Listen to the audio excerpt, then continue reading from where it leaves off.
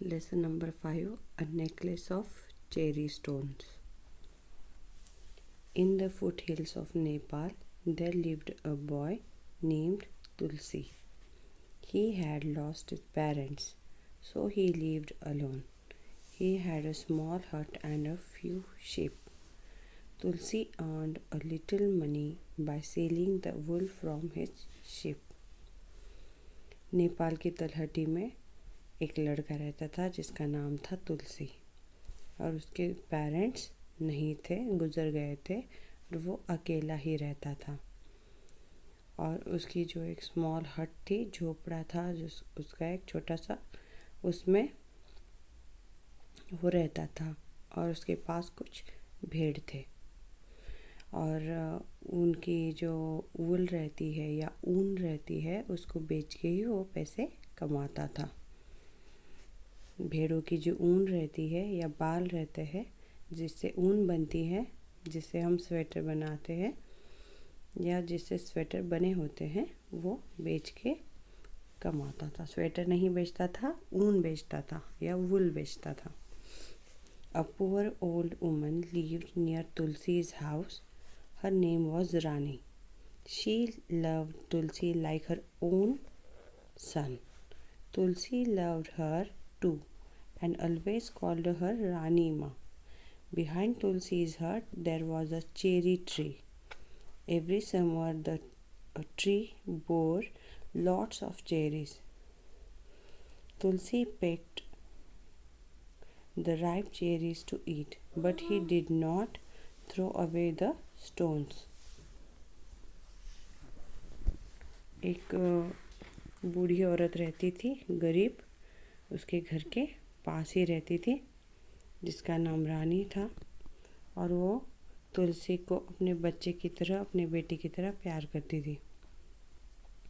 और तुलसी भी उनको रानी माँ बोल के बुलाता था। और वो जो हट थी, उसके पास ही एक चेरी की ट्री थी, उसके पीछे ही, बिहाइंड तुलसीज हट, तुलसी का जो झोपड़ा था उसके पीछे ही चेरी की ट्री थी, पेड़ था चेरी का, और उस पर बहुत सारी चेरीज लगती थी। जब समर आता था, गर्मियों का जब मौसम होता था, तो जो राइप चेरीज है, जो पके हुए चेरीज है, वो तुलसी उठा के खा लेता था, जो नीचे गिर जाती थी, मगर कभी भी पत्थर मार के चेरीज नहीं गिराता था। He washed and cleaned them. He dried them in the sun. Then he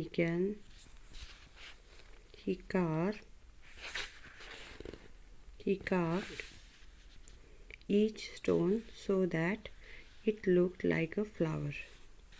It was not an easy thing to do. Tulsi had to work with a sharp knife. Sometimes he cut his hand. Sometimes the stones broke. But Tulsi did not stop working. वो उनको धोता, clean करता, और उसके बाद उसको धूप में सुखाता, उसके बाद उसको आकार देता और एक फ्लावर की तरह बनाता था पत्थरों को। और वो इजी काम नहीं था, वो बहुत आसान काम नहीं था। बहुत बार उसे हाथ भी कट जाता था, क्योंकि उसे शार्प नाइफ से या धारदार चाकू से उसको आकार देना पड़ता था या फ्लावर का शेप देना पड़ता था। और कभी कभी तो पत्थर भी टूट जाते थे, मगर तुलसी ने कभी काम बंद नहीं किया। At last he had plenty of carved cherry stones. He made a small hole in each. Then he took some beautiful thread. Soon he had a necklace of cherry stones. Tulsi took the necklace to Rani Ma. This is a present for you, he said. उसके बाद उसने बहुत सारे जो cherry के stones, flowers बनाए, और उसको एक होल किया, और उसको थ्रेड में सारे पिरोए, थ्रेड मतलब जो धागा है उसमें पिरोया, और एक नेकलेस की तरह बनाया, और वो नेकलेस उसने रानी माँ को प्रेजेंट दिया। Rani Ma looked at the necklace. This is a beautiful necklace, she said. If you sell it, you will get good money for it. Why give it to me? I want you to have something pretty, said Tulsi. Please keep it. रानी माँ ने देखा और बोला कि कितना सुंदर, कितना खूबसूरत ये नेकलेस तुमने बनाया है, मगर ये तुम ये बेचते क्यों नहीं हो? तुम्हें अच्छे खासे पैसे मिल जाएंगे, क्यों मुझे दे रहे हो? तभी तुलसी ने बोला कि मैं चाहता हूँ कि आपके पास कुछ ऐसा सुंदर चीज़ हो, आप प्लीज़ रखिए। रानी माँ smiled at Tulsi and thanked him, but she did not sleep at all that night. She was thinking, how can I help Tulsi? रानी माँ बहुत खुश हुई, स्माइल किया और तुलसी को थैंक यू भी बोला, मगर वो रात को सो नहीं पाई। वो सोच रही थी कि तुलसी को हेल्प कैसे करूं। Next day Rani Maa went to the nearest town. In the town there lived a gold smith. Rani Maa showed him the necklace. What a necklace of cherry stone. It's beautiful. Somebody must have worked very hard to make it. Who is it? A young boy, said रानी माँ. दूसरे ही दिन वो पास के गांव के जो सुनार रहता है उसके दुकान में गई और उनको ये नेकलेस दिखाया. उसने भी बोला सोनार ने कि कितना सुंदर ये नेकलेस है और किसने बनाया. तो रानी माँ ने बोला कि छोटा सा लड़का है जिसने ये बनाया है. Bring him to me please, said the goldsmith. उसे मेरे पास ले आओ, ऐसा बोला. रानी माँ took Tulsi to the goldsmith. Son, said the goldsmith, you are clever with your hands. Would you like to work with me and learn my trade? Tulsi was very happy. He bowed and said, yes, please. And that is how a shepherd boy became a goldsmith.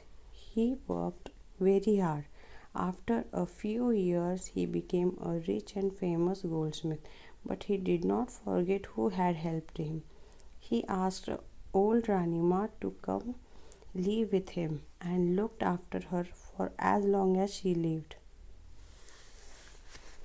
जब भी रानी माँ ने उसको तुलसी को सोनार के पास लेके गई तो सोनार ने बोला कि तुम बहुत अच्छा काम करते हो, इतना सुंदर तुमने नेकलेस जो बनाया है, क्या तुम मेरे साथ काम करना चाहोगे, मेरा काम सीखना चाहोगे?